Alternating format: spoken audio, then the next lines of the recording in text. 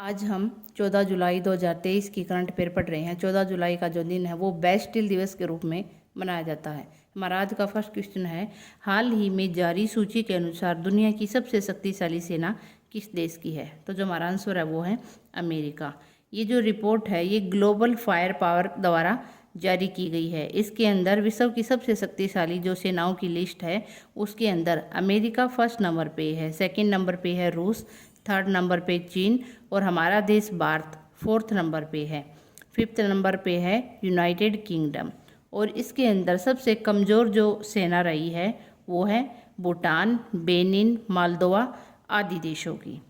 अब हमारा next question है, हाल ही में कहाँ मोबाइल दोस्त ऐप शुरू किया गया है? तो इसका जो आंसर है वो है जम्मू कश्मीर के अंदर मोबाइल दोस्त ऐप शुरू किया गया है। अब हम जम्मू कश्मीर के बारे में पढ़ते हैं। जम्मू कश्मीर की जो कैपिटल है वो है श्रीनगर। यहाँ के जो राज्यपाल हैं वो है सत्यपाल मलिक और यहाँ के उपराज्यपाल हैं मनोज सिन्हा।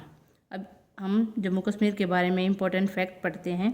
अभी हाल ही में जम्मू कश्मीर जो सरकार है उसने प्रोफेसरों के लिए सेवानिवृत्ति की जो आयु है वो बढ़ाकर 65 वर्ष कर दी है। जम्मू के अंदर ट्यूलिप गार्डन का जो उद्घाटन है वो किया गया है। एरेस्टर कम डांसिंग फाउंडेशन का जो उद्घाटन है वो श्रीनगर के अंदर हुआ है। जम्मू कश्मीर के डोडा में सबसे ऊंचा प्रतिष्ठित राष्ट्रीय ध्वज लगाया गया है। एशिया की अब तक की सबसे लंबी साइकिल रेस श्रीनगर से शुरू हुई है। पर्यटन मंत्रालय ने जम्मू के अंदर स्नो मैराथन का आयोजन किया। बेस्ट एडवेंचर टूरिज्म डेस्टिनेशन का जो अवार्ड है वो जम्मू कश्मीर को मिला है।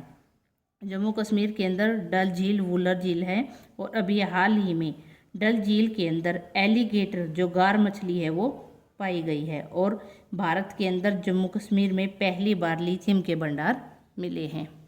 अब हमारा नेक्स्ट क्वेश्चन है, हाल ही में जापान ने किस देश के छात्रों के लिए चिकित्सा छात्रवृत्ति की पेशकश की है?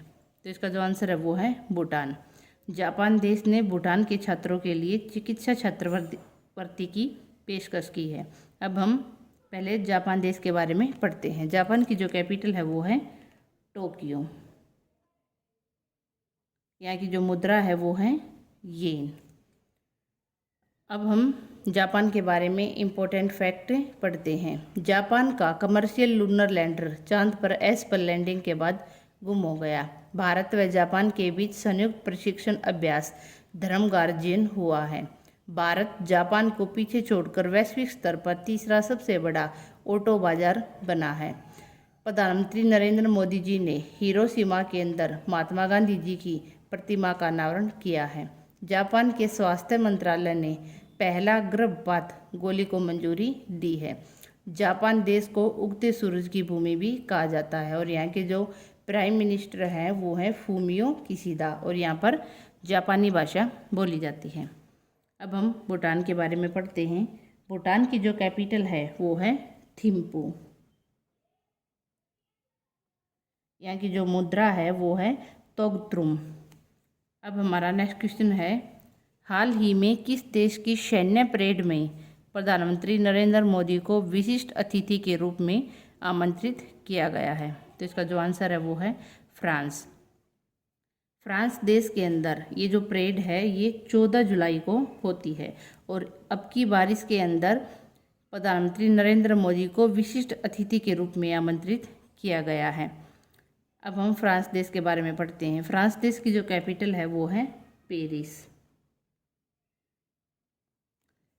फ्रांस देश की जो राजधानी पेरिस है वहाँ पर हर साल 1880 से लेकर हर साल 14 जुलाई को इस परेड का जो समारोह है वो उसका आयोजन किया जाता है।